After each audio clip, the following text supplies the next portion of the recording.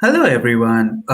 Welcome to the 2001 Virtual Careers Panel on how to navigate this post-COVID era of job market, especially in technology and media. This event is brought to you by NYC Media Lab. And for those who don't know what NYC Media Lab is, NYC Media Lab was founded in 2010 and is dedicated to driving innovation and job growth in media and technology companies by facilitating collaboration between all the city's universities and companies. To know more about us, please visit us at nycmedialab.org. For today's event, we have some extraordinary guests with us. We have Noelle Silver, who is the founder of the AI Leadership Institute and an advocate for women in AI. We also have Karine Frederick, who's the Associate Dean of Career Services at NYU Tandon. And we have James Huerta, who is the Executive Director of Creative Technology at Havas, New York. But before I tell you more about them and this event, I just like to start by learning a bit about each of you and your professional backgrounds. So just can you tell me in a short time what your personal career narrative is? How did you start out? And how did you get to this point in your career? And I'll start with Noelle because she's the first on my screen. So Noelle, all yours. Yay, lucky me. Hi, everyone. I'm so grateful to be here with you all. Thank you so much for the invitation to share a little bit about my journey with you. I'm actually I'm not classically trained in software engineering. My entire career has been devoted to this industry. I started off at IBM. I was there for about 12 years. And then went to Red Hat, which was all about open source, and then VMware, which was all about virtualization. And it happened at times when these were new ideas. I ended up finally at Amazon Web Services, became a solutions architect. And after that, really a year after that, Alexa was born. In about 2013, I started a journey that would change my whole career. And so many of you who know me, I really dove into an area I knew nothing about, but I think that's really a lot about where we are in this world right now and what the future holds is that honestly, if you have the aptitude, the passion, and the persistence, you can get there. So now I lead the AI Leadership Institute and try to elevate the work being done in ethics and AI, specifically for women who are pioneering this work. And it's just really my pleasure to be here. I look forward to answering even more questions as we get through. Thank you. Karine, you can go next. Sure. Thank you, Arnab.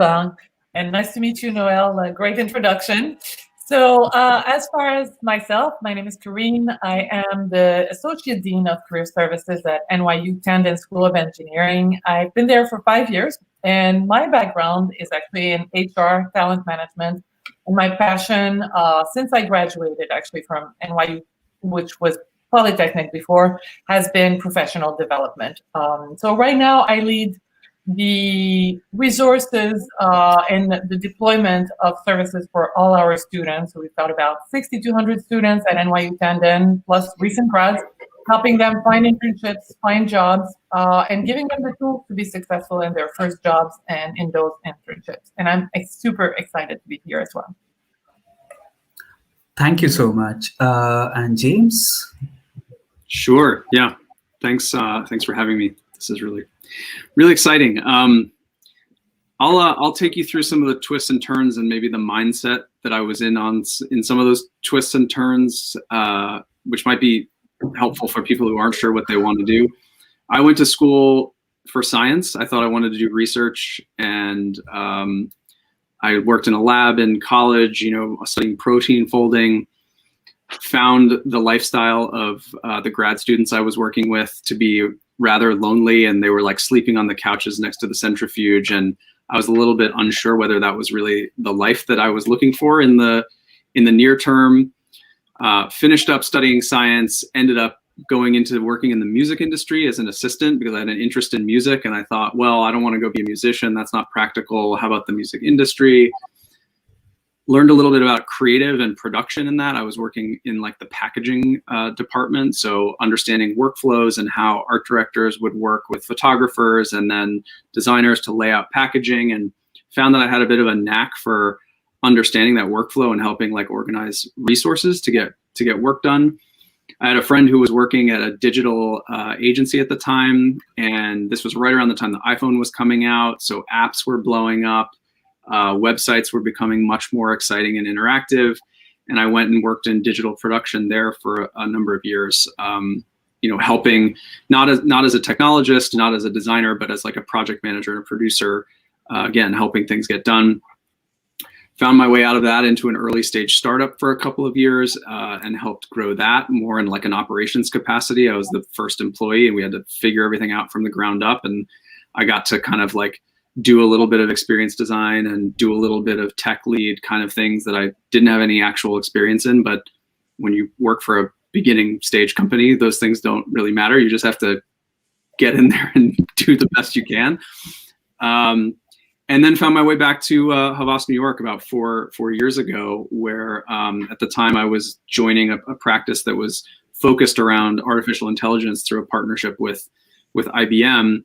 That has since sort of grown to now be about emerging technology, creative technology in general. And I work as part of the creative agency, which means that we're not on the media side of strategy buying media, but more on the creation of experiences all along the customer journey for our clients. Those could be, things that happen on the web, things that happen in person at events.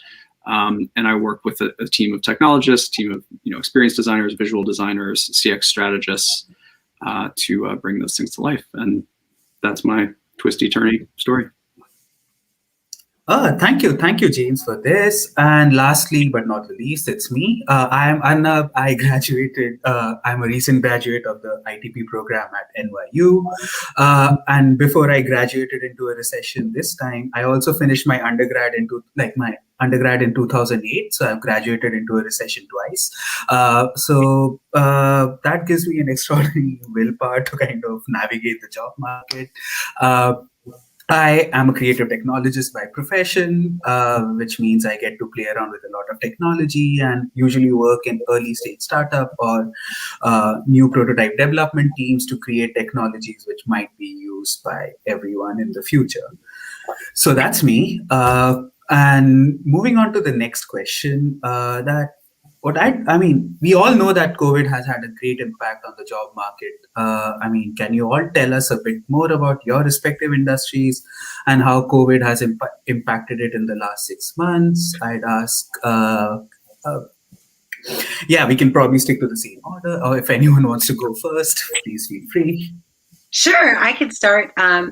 So I think I probably represent a certain demographic of people where the pandemic presented a lot of challenges for me. I have my dad who lives with me, who's very in high risk due to some injuries that he sustained a few years ago. I also have my son who has Down syndrome, also high risk. So lockdown happened for us like in the end of February in 2020. And it was severe. Like we were like, don't go outside, spray down your groceries. We don't know what's going on. And as a result, I now have a 3-year-old, a 5-year-old, and a couple of teenagers, one with Down syndrome, at home with me while I'm trying to do my job. And it became very, very difficult for me to feel good about the way I was contributing, both as a parent and caregiver and as an executive in a company.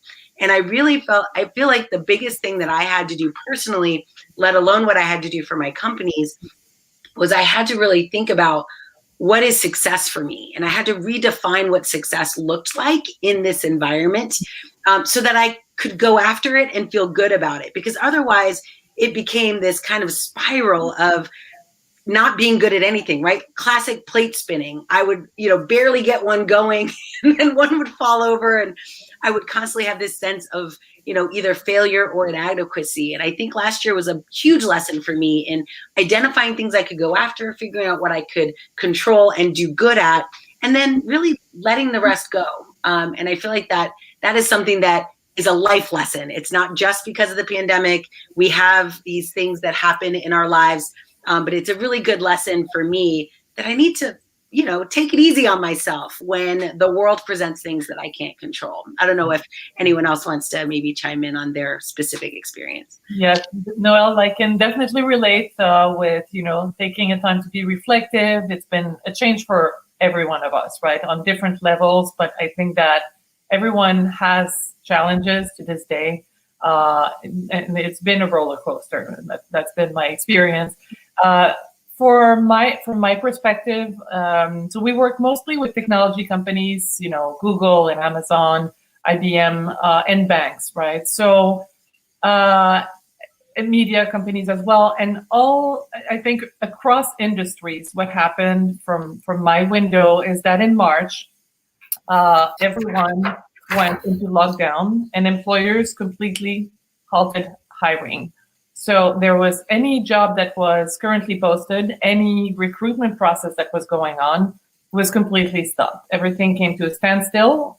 Employees were ordered to stay home, and a lot of the companies I work with, didn't have that much remote work in place before the pandemic. It was sort of ad hoc. Some people would take Fridays and things like that, but definitely not across the board. So we saw, starting from March until July, companies giving us the same message. I would get on the phone and we're trying to figure out our recruitment. We're trying to figure out how we're going to onboard new employees that we plan on hiring. We're trying to figure out what we're going to do with our internship program this summer. So there was a lot of reimagining, on the part of employers. And to go a bit further with your question, Arnab, also from my experience, technology companies, engineering companies, and banks have actually been doing really well, as we all know, during the pandemic. So for our students at Tandon, they've been lucky in that regard. There's been less recruitment for entry level, for sure, but the levels started picking up, I would say, in August. September was probably 80% back to normal, and now we're seeing normal levels of recruitment.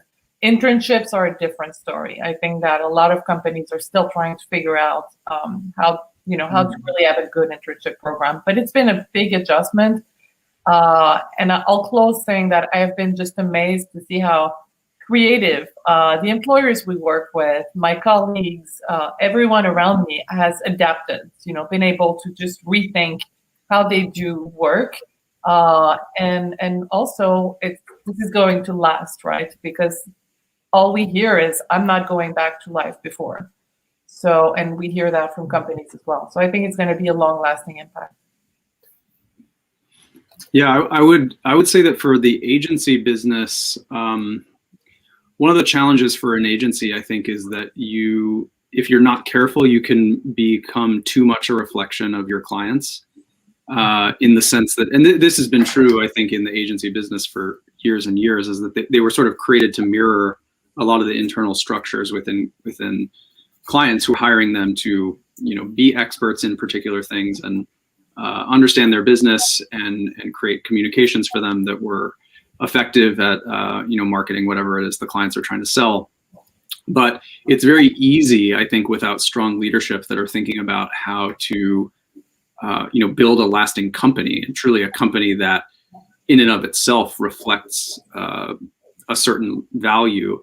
You can hire talent and fire talent kind of based on the whims of how that client base looks at any given time. Mm-hmm. So I think what we're going to see, and I think our leadership team at Havas has done a great job of this, is like, how do you balance that sense of hiring and retaining those people who can flex into multiple areas along with those specialists, so that you have kind of a living, breathing group of people that can adapt to challenges.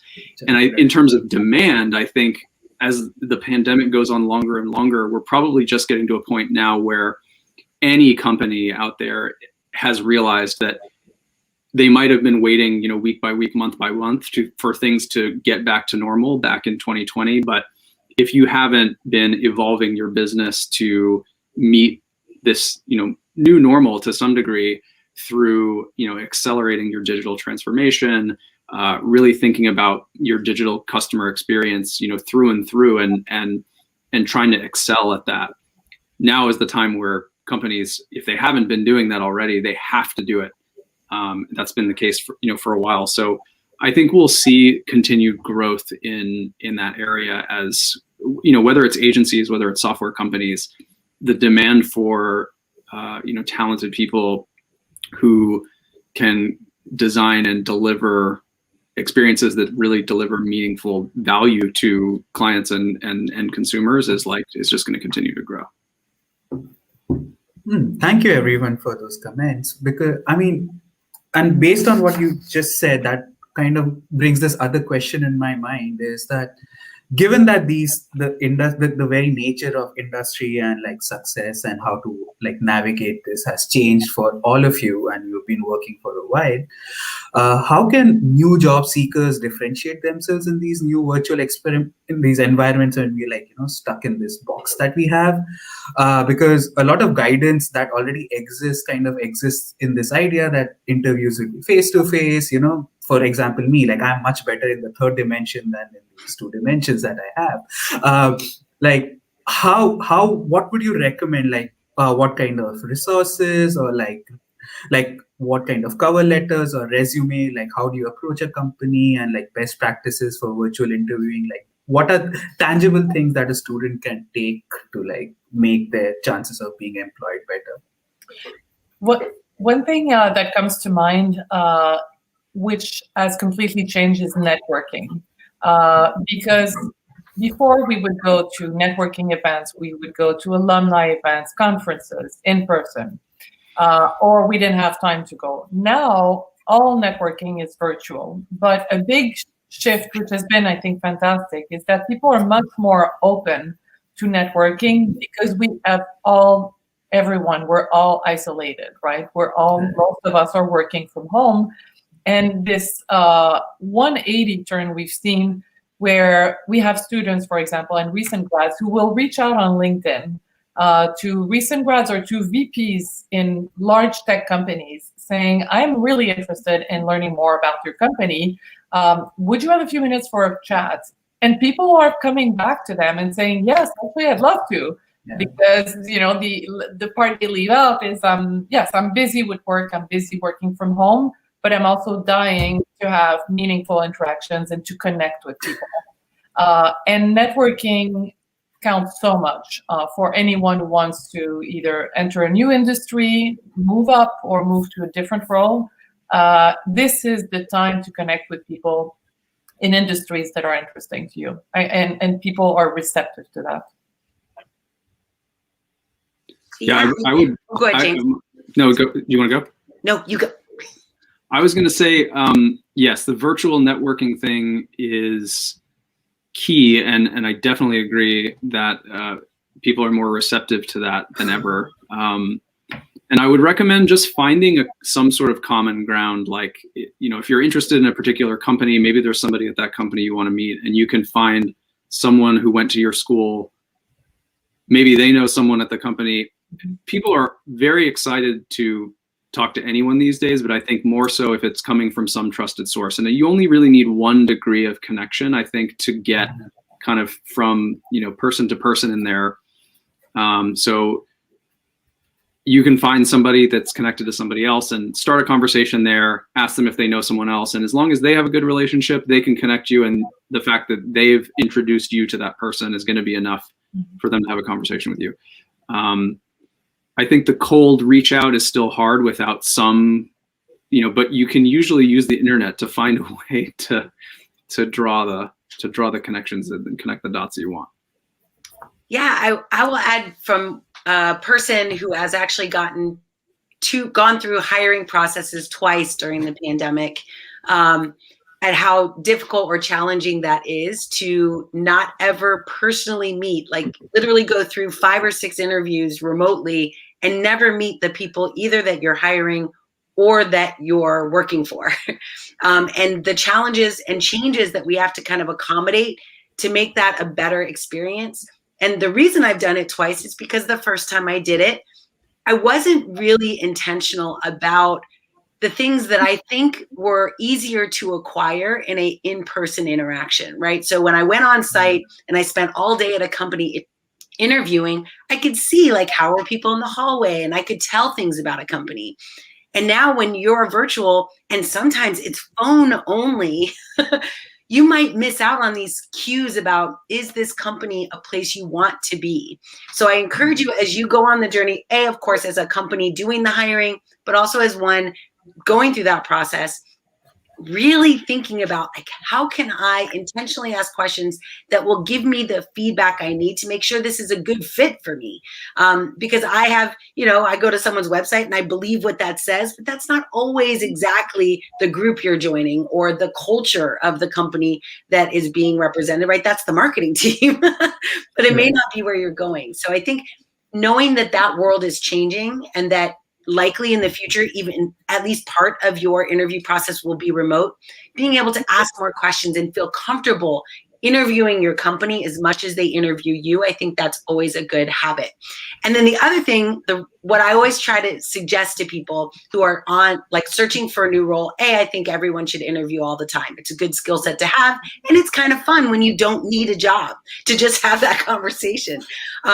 But one thing I always encourage you is people will likely Google you or Bing you. I'm an MVP for Microsoft AI, so I should, use the appropriate search engine. But people are going to look you up. So give them something to find. If you are a writer, blog. If you are a talker, podcast. If you are a video person like me, right, go on TikTok or on LinkedIn and start creating content about who you are, what you care about, like what your voice is. Start honing that voice. You don't need it maybe right now, but this is the perfect time in this pandemic to take some of this solitary time we have and start honing your voice of what will make you align with a company you want to work with. What kind of employees do you want to attract to your organization? I feel like creating a space in the world for you. So someone, when they're looking for you, I think oftentimes we go, do I have to like SEO my resume? I'm like, you do, but it's better if they could just go to your YouTube channel and hear you talk about things, or go to your blog and read, binge read like your project experiences. So I feel like being more willing to be authentic in this virtual age is another outcome I think we can expect to be really fruitful to relationship development as we move forward. One more thing, just one more thing I'd like to add to Noelle's point. The job market has changed a lot in another way during the pandemic, where many people have been thinking about a career change. I've been reflecting on their current job and saying, you know what, this is the time for me. This is a sign I'm going to look for a new job. And what employers across industries are seeing, and I'd love to hear if that's what you're seeing, Noelle and James, but increased numbers of applications. I have some large tech companies telling me 300% more applications than last year, and I don't have 300% more jobs. So what does that mean for, in addition to networking, for example, and to Noelle's point, creating content, having portfolios, having a presence, you want to make sure you can still do cold applications. And you should still do cold applications, but like James said, networking will be key. But when you apply, you want to remember that you're not alone, and there are record numbers of people applying. So you want to be structured about it. You want to apply when a job comes out. If you wait, you see a job posting that seems to have your name all over it, don't tell yourself, and it's Monday, don't tell yourself, I'm going to take care of this weekend. You need to have your resume ready, have your resume reviewed by friends or by a professional resume reviewer. Have your LinkedIn, in top shape, your portfolio, but apply right away, because companies are seeing such numbers of applications that now they pull out the applications much quickly. Thank you. I think that, from what you all have just talked about, it brings this one question in my mind is, how do you make a good first impactful introduction in this new kind of an age? Because, we are not meeting people face to face anymore. So, yeah, what would really be helpful for that kind of a scenario? So one of the things that I'm using now that I absolutely love, because I don't have to have my hair done or my makeup or anything, is this new platform called Clubhouse. And it's an audio only platform. And it's literally like a Clubhouse where you walk in and there's a bunch of rooms and conversations happening. And the nice thing is there's some rooms, like at a conference, that have like 1,000 people in it, and it's a little intimidating.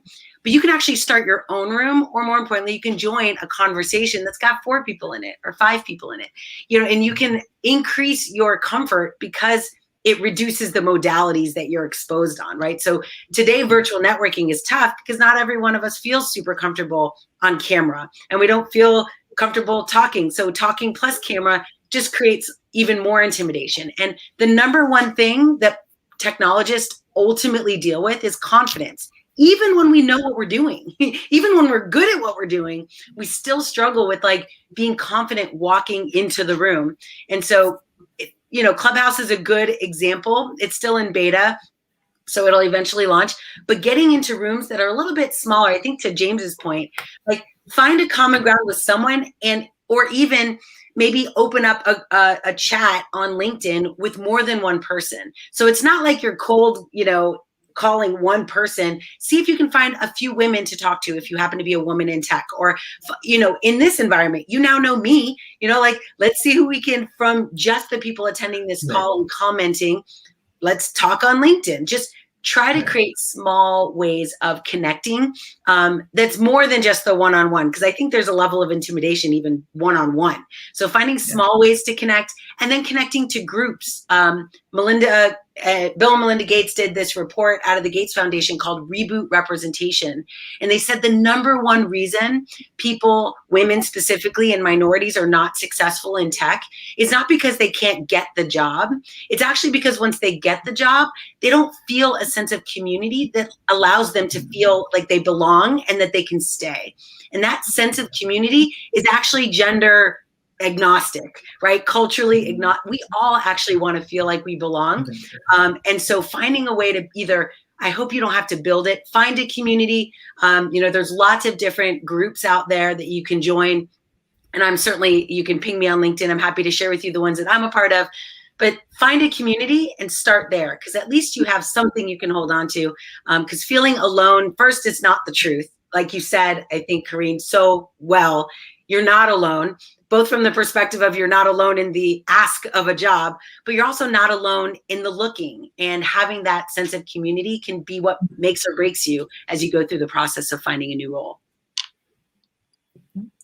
I think another thing to think about, keying off what you're saying, Noelle, is to practice communication, kind of period, right? Especially in this time when, if you're not currently working, in a company that's putting you on Zoom all day to communicate with other people, in order to be part of a company that is going to be like that, you kind of have to practice how you're going to do that. And further, I would say, industries, companies are refiguring out how to communicate, period.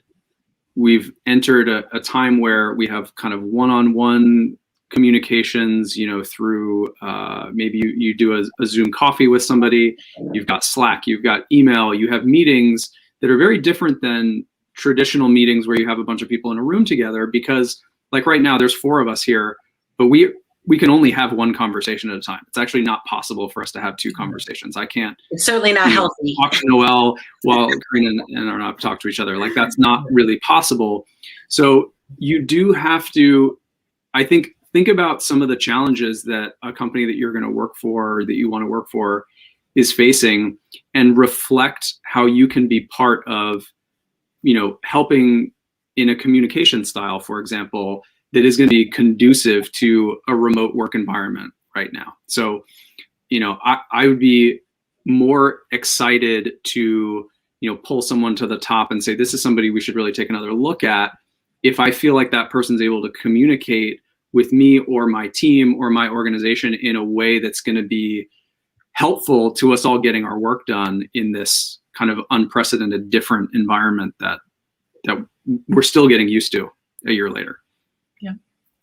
One other tip I would give, James, you mentioned something very important. Some people are not used to interviewing, right? They're just not, they haven't done it in a while, or they're new to it.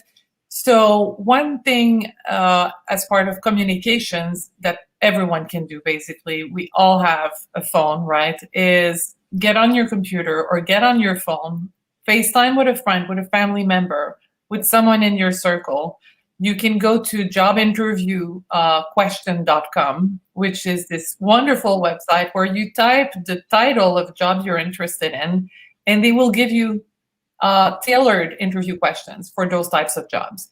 And you share that with your cousin, and your cousin is on camera with you, asking you questions, and you get used to this mode of video interview. You can do a Zoom, you can do any platform you want, but you get comfortable with being asked questions, being challenged while on video, seeing yourself also, which is something that we've had to get adapted to, right? We see ourselves on Zoom all day long. So I think that can help. It's just part of that communication and getting comfortable. And answering questions and challenges with someone, do it a lot, and then when the real interview comes, you've got this. Thank you. So what I'm hearing from all of you is like there's a lot of new opportunities in how do you kind of connect to people. But this kind of makes me wonder about this question, whether what are new opportunities that you see in your industry that previously didn't exist? And like, what are some of the positives in this new way of working that you've experienced over the last 9 to 10 months now? Well, I can start. New opportunities, I think, are definitely that work is already starting to look different. Expectations have shifted. And from what I'm seeing, there is a level of understanding, empathy, compassion that did not exist before. People are much more human towards each other in a professional setting, where we used to be expected to attend a 9 to 12 meeting or 4 to 6 p.m. meeting. And if we had issues at home or, a sick parent, we had to deal with it separately, but no one wanted to hear about that. Now, we've got cats coming on screens, we've got babies, on the screen, and everyone has a different challenge and hardship. And I feel that there's much more understanding of that.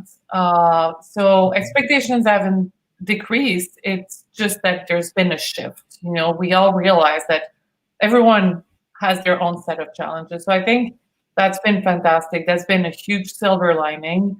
And the flexibility is also something all employees will expect, and employers are adapting to it. They're answering the call. So I think this is huge silver lining. Yeah, I would add to the I think at the beginning, certainly before the pandemic, there was this and I've been a remote worker, at least to some degree, pretty much my whole career. I remember in some time in the early 2000s, I got a job meeting the person in the airport, shaking hands, and so it was remote, and I worked remotely. But one thing that I've noticed in some companies is that they had this perception prior to the pandemic that there was some kind of productivity gap between people who worked at home and people who didn't, and people who were in the office. When you see the whites of their eyes, it must mean that they are doing, something. They're more productive or more useful to the organization. And I do think that that's kind of part of the good news, is that along with this empathy that Corinne, you mentioned, I think that's such a huge part, that employers realize that as a matter of fact, we might actually be even more productive at home under some circumstances, right? Where we're more available, we work longer. It's not necessarily good for us, but that ends up being the case. So I think releasing kind of the expectations or maybe perceptions around remote work, that I think that will definitely be something that carries on long after we do this. People will realize these jobs, I don't have to care where you are. I don't have to live in San Francisco to be an employee in a Silicon Valley company. I don't have to, I don't have to tech flight away from my home. I'm from Miami. I don't have to tech flight away from Miami in order to get a job that's meaningful in the industry. I can actually do that work right in the city that I was, raised in. And I think that is a huge change that I'm looking forward to maintaining. I don't know. It depends on the company culture, of course, but I do see that being a trend that we'll see stay consistent with the pandemic outcome over time. And sorry. I was just going to add, I think we're just going to see the role of the office is changing. There's going to be a role in many industries, I think, still for a physical location where people are able to gather in certain circumstances and in certain locations, for a period of time. But definitely agree that perception that remote work is, not as productive or something has been somewhat blown away. I think for companies like ours and in where there's a lot of highly collaborative decision making that's happening sometimes over the course of a day, and you have small teams that are changing directions, regularly in, say, a pitch environment for new business or something, still being able to get in the room is always going to be more effective than any Miro board, virtual situation. There's just no question. And part of it has to do, I think, with the what I was just mentioning about kind of virtual spaces still only really allow for one conversation, where you can't just kind of ping pong between people and have these side conversations that then become something else. And until that is solved through technology, which I don't see happening really very soon, unless VR headsets become VR, like Avatar. Everybody has it. Ready Player One. We're not there yet. And I mean, hearing you all, I think it's a great time to bring in this question from an audience member. Jesse, is what skills do you think will be viewed as essential by employers for remote workers that was not previously considered as important? Adaptability. Oh, go ahead, Karine, sorry. Oh, sorry, Noelle. I think adaptability, being able to actually explain in concrete examples how you are adaptable. Employers will expect that. I think that's going to be, for me, that's what I'm seeing, a major shift. So any candidate needs to be able to say, well, one of my qualities is that I'm, highly flexible, adaptable, however you want to call it. And here's a couple of examples of, situations where I've demonstrated that. Yeah, I would, I totally agree with adaptability. I would add maybe to that ambiguity, and in the exact same way. Like, you want to be able to demonstrate to an organization that you can handle when things are not well defined, especially in this post-pandemic or post-COVID world where we actually don't know what that's going to look like. We don't know what old habits are going to come back. We don't know, what good habits will stay as individuals, as companies. So being able to demonstrate, like, I'm okay with the ambiguity, I can operate in that, I actually become a leader in that space where I, identify a path, get buy-in, and move forward. I think that's really important. And then also a continued increase in interest in people's level of authenticity and, as you mentioned, Karine, earlier, empathy. Because I think a lot of companies realize that in a virtual world, or even a somewhat virtual world, your ability to communicate as a human, your ability to connect with your team, it gets even harder in this environment that we're in. So I think it's really important now, as a hiring manager, I'm looking for people who care about their teammates, who are going to reach out, who have experience in being the glue that holds organizations together in a way that I maybe wasn't as focused prior to this. So I think increased empathy, ability to deal with ambiguity, and as you mentioned, their ability to actually show examples of adjusting and adapting to things as change will happen, I think are really key. I think that glue concept is really important. How can you be part of the glue and not something that needs to be glued? I don't know tactically exactly how you do that, but through clear communication. And also, I would make sure that you're seeking out organizations that seem to be actively adjusting to this. To Karine's point about empathy, I would be wary of joining an organization right now that didn't have some pretty concrete examples of how their company has adapted over the course of the last year to better support everyone who's working remotely, how the culture, has shifted in that direction. if it kind of feels like we're just trying to do the same thing, except now everybody's in a different place, that's probably not a great sign. Thank you. And I mean, yeah, thank you for all these answers about how to deal with ambiguous workplaces. But shifting like the lens to another set of ambiguities in terms of hiring processes, like hiring processes are getting delayed. Companies are not sure whether they're looking for people.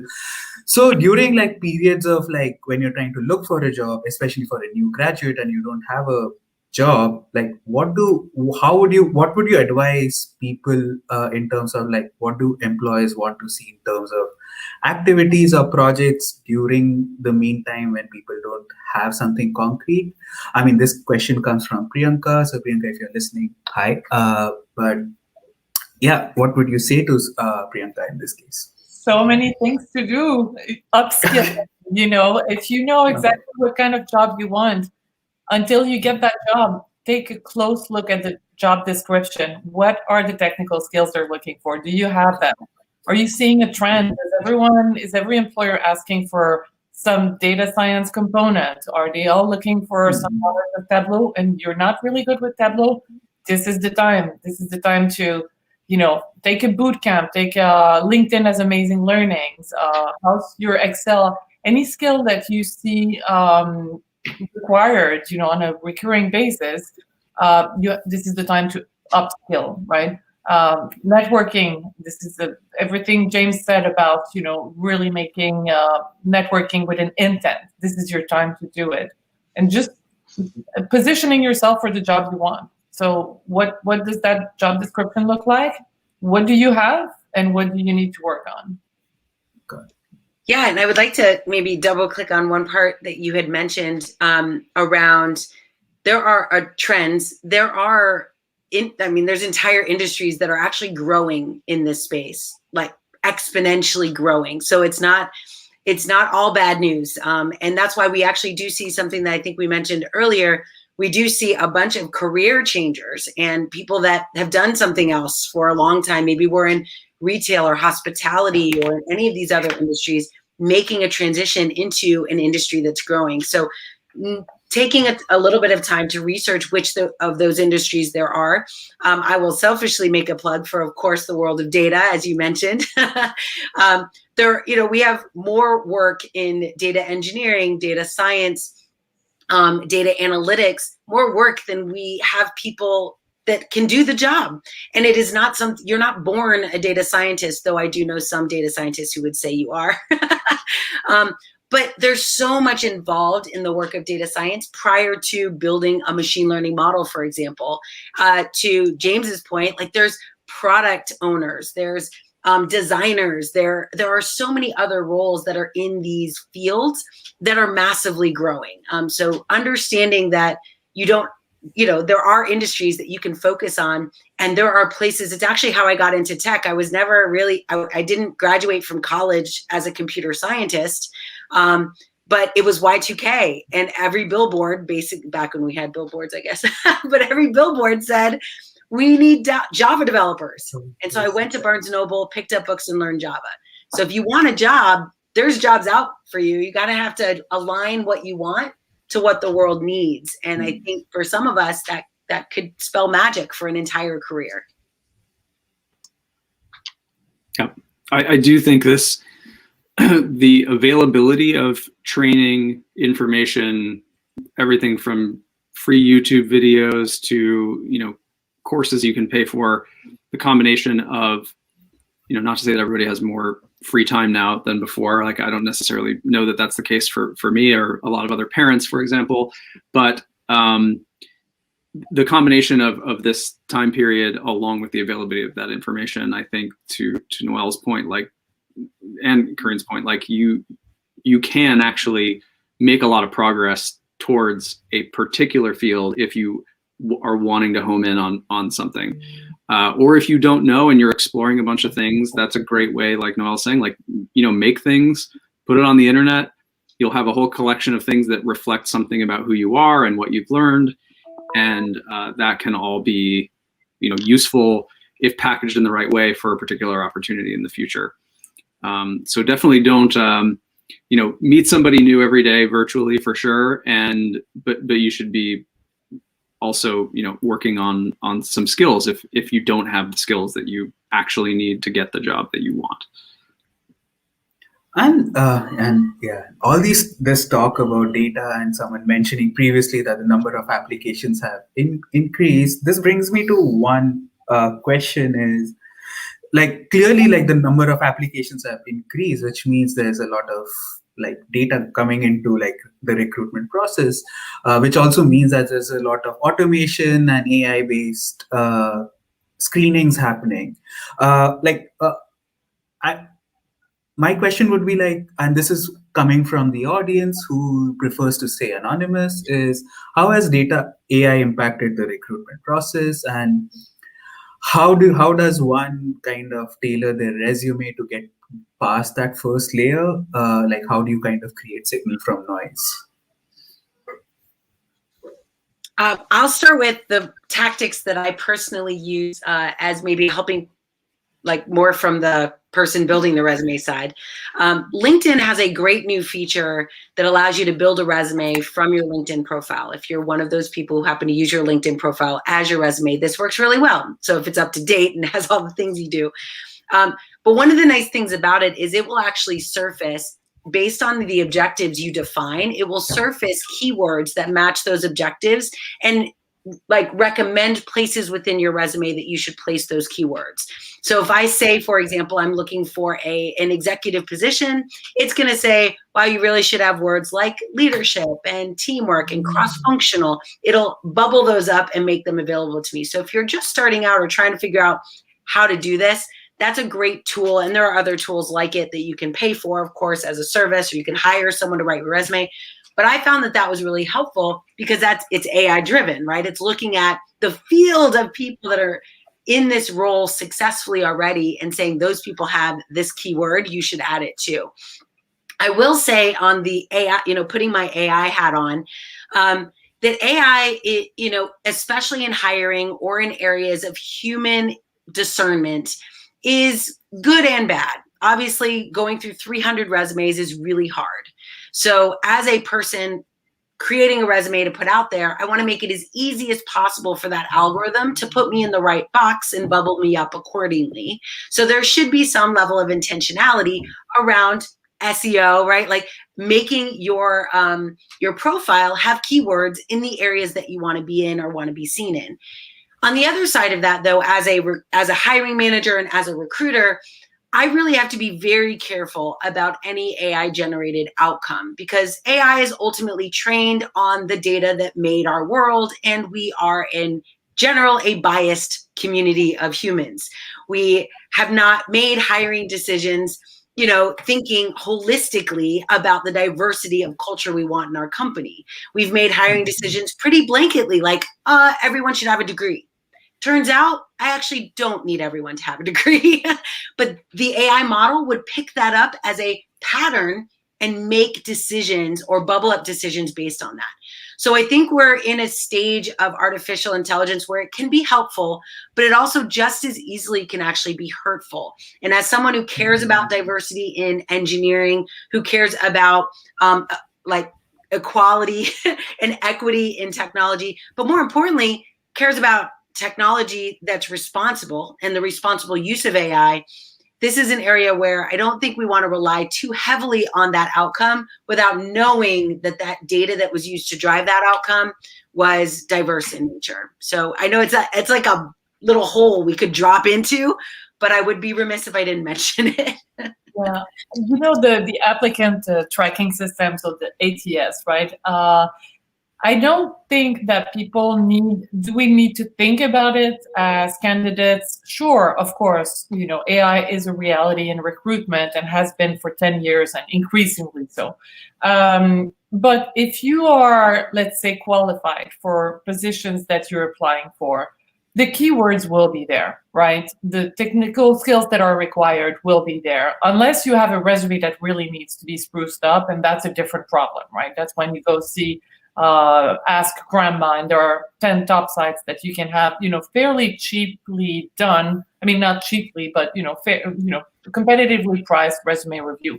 But for the ATS, to have those keywords, you can go online also, free services where you will upload your resume, you will insert the link to the job you're applying, and it's going to tell you, well, James, your resume shows a 88% match with that job, and actually, if you pay $5, we'll give you the missing keywords, right? So if maybe that's interesting to do for your dream job that you just came across, maybe that's something you want to do. But I really agree with Noelle. It is a consideration, to have those keywords, but it's not all there is. So this is where, people who get jobs typically do some level of networking. So if you've got a good tool, a good resume, no typos, good format, and you're qualified for the job, take it a step further. It's a step you can't miss. You have to network. You've got to find people in that company. You can reach out to someone in the company, send an email, a short, I love you email. And those work. So I think it's a combination. Yeah, I totally agree. And definitely, I don't want to say don't apply to a company that you don't have a connection to, but better to apply to a few places with a connection probably than 10 times as many with no connection. And I think keywords can help. I wouldn't overly worry about the AI thing. I think the number of companies, there are a lot of very large companies that are getting thousands upon thousands of resumes a day, certainly, that are having to use something like that to sort through them. But it's probably more often than not going to be a keyword match kind of situation that's filtering it versus some actual AI system. So I don't think it can hurt to look at that job description and, to Kareen's point, if you have the skills, they're going to be there already, but it's probably not a bad idea to make sure that, some of those things that they're looking for in the job description are highlighted appropriately, using the same language maybe that is in the job description. If you're talking about it maybe a different way, maybe you want to tweak it to kind of match what language they're using for it.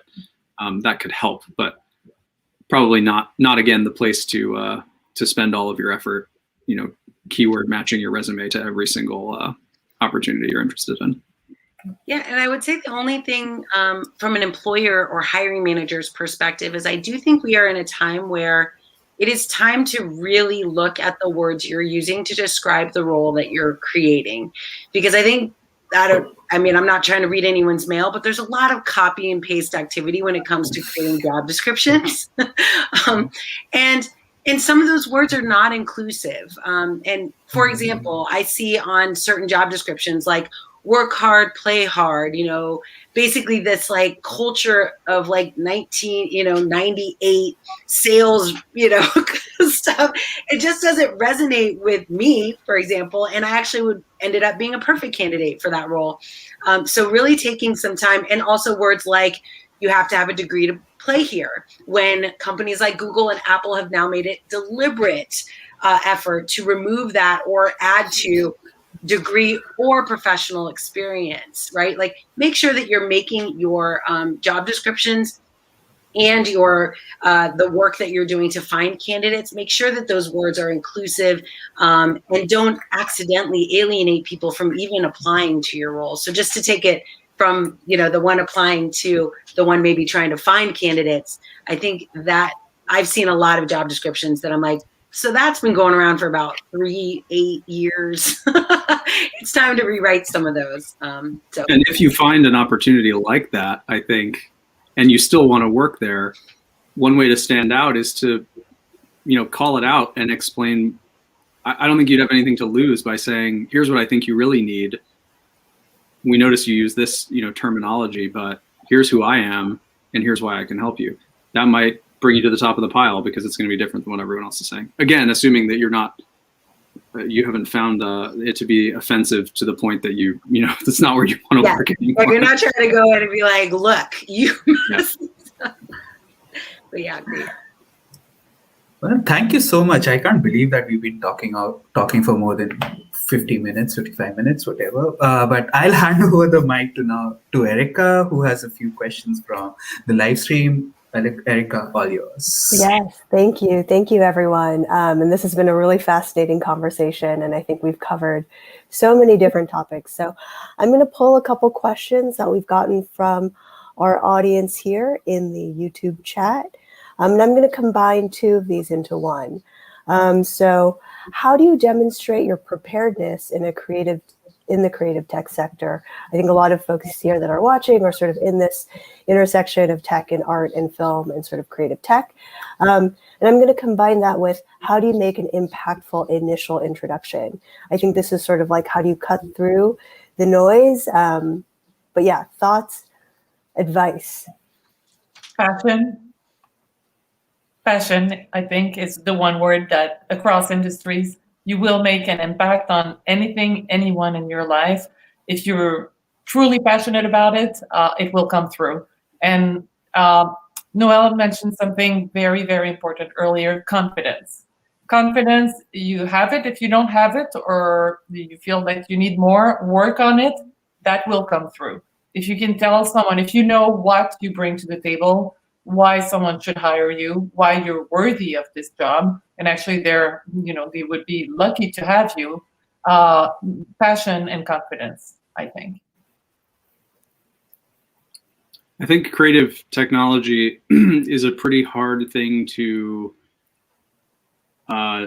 do by accident if you don't love it. It's somewhere at the intersection of art and problem solving, and you're a technologist, but if you're going to do this, you have to understand how to think creatively, how to create things on your own, how to design an experience, maybe how to think like an artist at the same time. And so I think if that's something you're into, that hopefully that passion would come through if this is something that you're into, and you're going to have the work to show for it. So I've never met a creative technologist that seemed like they do it, but they don't really care about it that much. It's just not a thing. I would maybe just add to it, storytelling and developing a narrative for yourself is not an easy skill.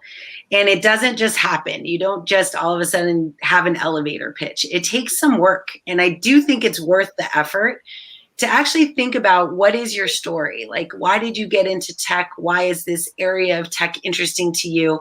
But taking some time to think about your story, and it's like the hero's journey. Like, people are engaged. It kind of shows your passion for something. I totally agree with those two words as what I resonate with as well. But people like to know, like, how'd you get here? And did you run into any trouble? And then, like, how'd you overcome it? Have some narrative around like your journey in your career so far. And then on top of that, like, it is a craft, you have to practice it. So I encourage that.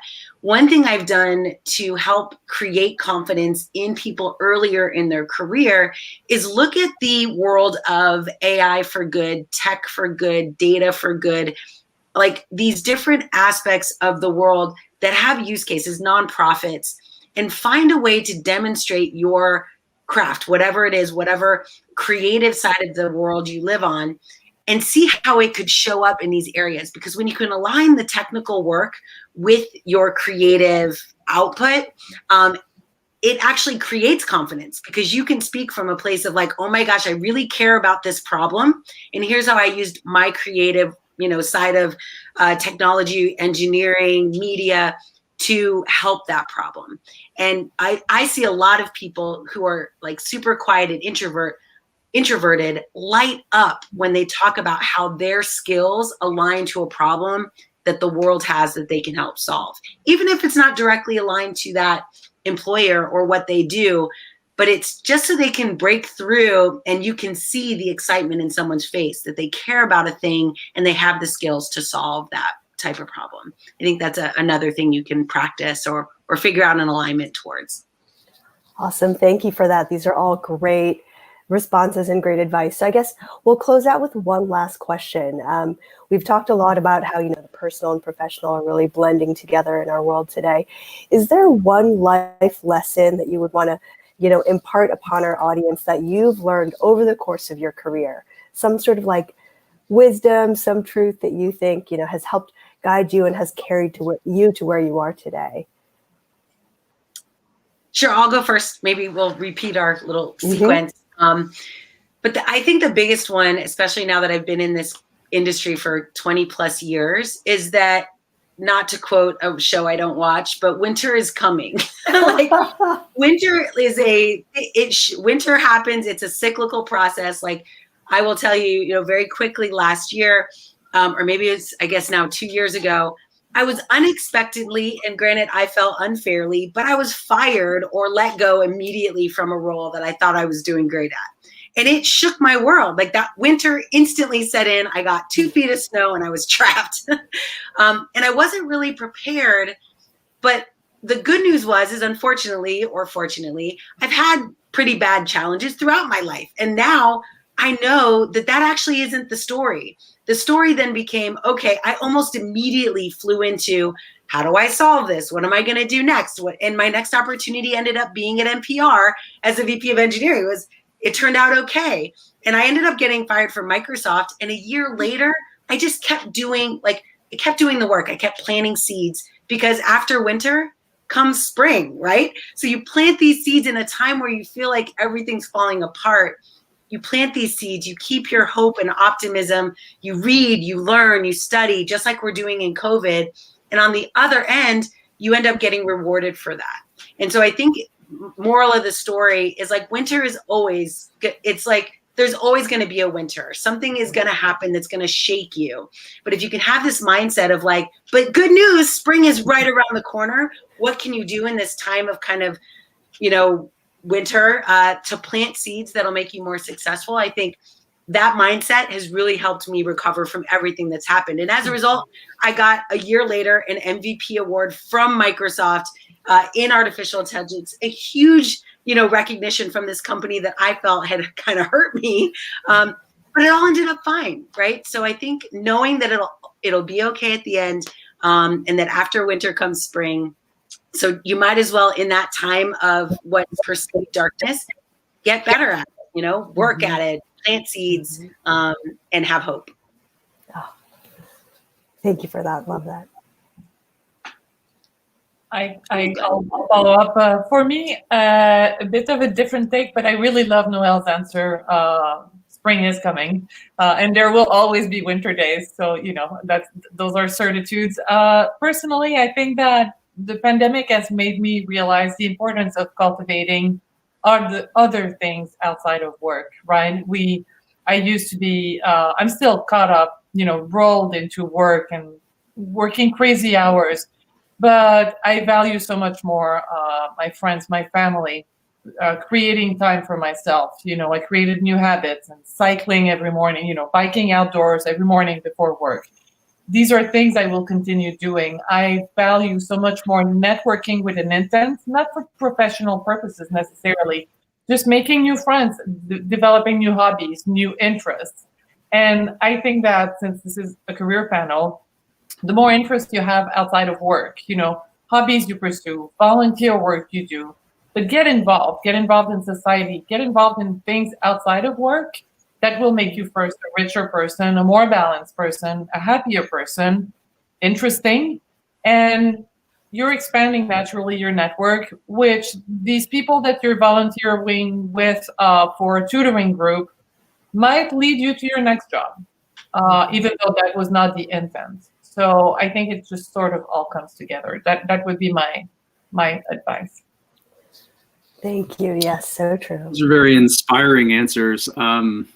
I have maybe a more practical one that isn't about getting a job, but if you're struggling to sort of figure out what you want to do, and this is a little bit adapted from a book called Designing Your Life, but I think, the traditional way people think about finding a job or what they want to do for a career is like figure out what you love and then go after it. And that's a way to do it. And for some people that works. But if you don't know what that is, or you haven't figured out how to turn that into something that's, that you can get a job doing or build a business doing, I think one new way to look at your life is to pay attention to all the things that happen to you during a day or a week. And when you feel the most excited, the most energized. And that might not be around a specific topic or a specific skill or something that you have, but it might be more a situational thing that I feel excited, I feel inspired when I'm around people like this, or when I just finish this type of task.